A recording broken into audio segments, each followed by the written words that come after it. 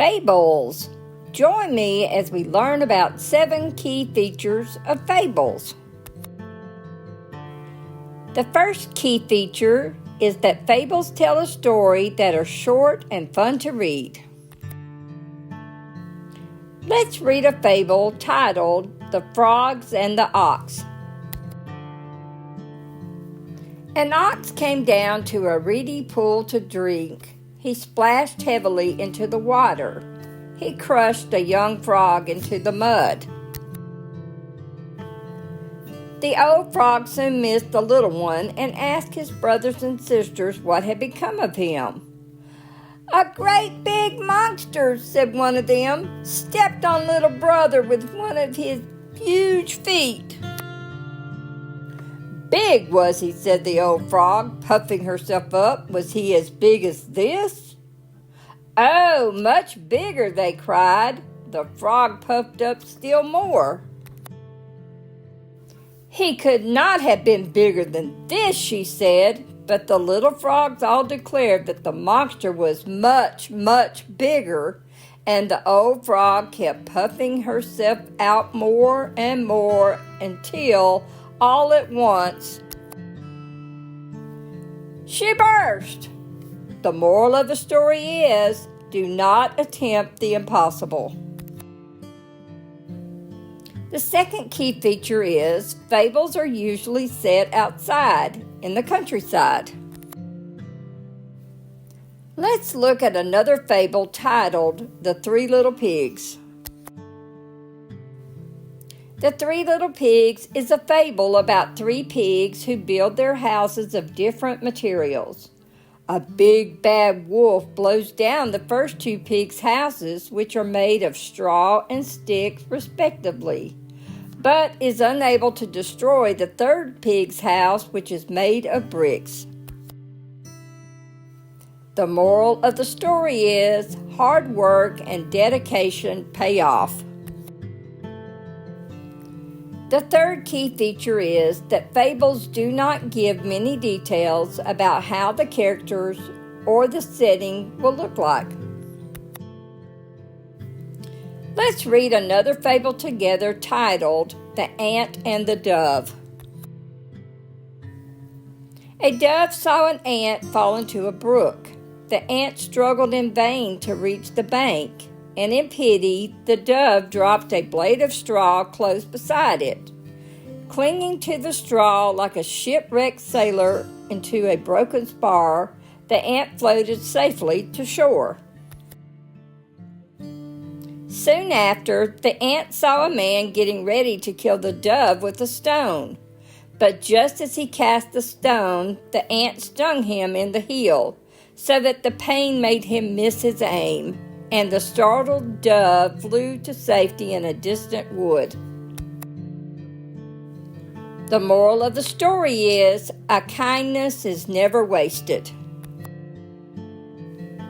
The fourth key feature is that fables have a moral lesson and teach us what we should and should not do. Let's look at another fable called The Ants and the Grasshopper. One bright day in late autumn, a family of ants were bustling about in the warm sunshine, drying out the grain they had stored up during the summer, when a starving grasshopper, his fiddle under his arm, came up and humbly begged for a bite to eat. "What?" cried the ants in surprise. "Haven't you stored anything away for the winter? What in the world were you doing all last summer?" "I didn't have time to store up any food," whined the grasshopper. "I was so busy making music that before I knew it, the summer was gone." The ants shrugged their shoulders in disgust. "Making music, were you?" they cried. "Very well, now dance." And they turned their backs on the grasshopper and went on with their work. The moral of the story is, there's a time for work and a time for play. The fifth key feature is that fables usually have a good character who does the right thing and follows the lesson. Let's read aloud another fable, The Astrologer.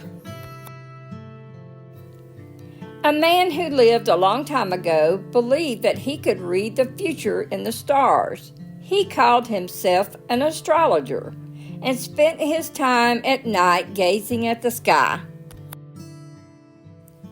One evening, he was walking along the open road outside the village. His eyes were fixed on the stars. He thought he saw there that the end of the world was at hand, when all at once down he went into a hole full of mud and water.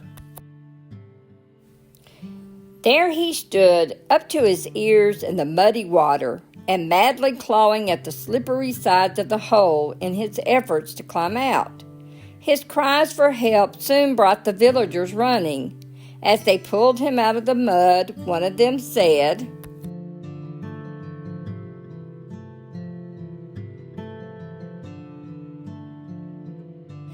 "You pretend to read the future in the stars, and yet you fail to see what is at your feet. This may teach you to pay more attention to what is right in front of you and let the future take care of itself." "What use is it," said another, "to read the stars when you can't see what's right here on the earth?" The moral of the story is, take care of the little things and the big things will take care of themselves. The sixth key feature is that fables also have a foolish or bad character who does not listen and does the wrong thing. Let's look at another fable titled The Wolf in Sheep's Clothing. A certain wolf could not get enough to eat because of the watchfulness of the shepherds. But one night he found a sheepskin that had been cast aside and forgotten. The next day, dressed in the skin, the wolf strode into the pasture with the sheep. Soon a little lamb was following him about and was quickly led away to slaughter. That evening the wolf entered the fold with the flock. But it happened that the shepherd took a fancy for mutton broth that very evening, and picking up a knife, he went into the fold. There, the first he laid hands on and killed was the wolf. The moral of the story is, the evildoer often comes to harm through his own deceit. The seventh and final key feature is that fables have characters that are usually animals or forces of nature, example, sun, wind, but they can also be people. Let's read our final fable story together, The Bald Man and the Fly. There once was a bald man who sat down after work on a hot summer's day. A fly came up and kept buzzing around his bald pate and stinging him from time to time. The man aimed to blow at his little enemy, but his palm came up to his head instead. Again the fly tormented him, but this time the man was wiser and said, "You will only injure yourself if you take notice of despicable enemies," which is the moral of this story. Thank you for learning with me today. If you like this video, please like, share, and subscribe to our channel, and share us with your friends. We hope you'll join us again soon for another lesson on Wonder of Learning. Until then, bye-bye.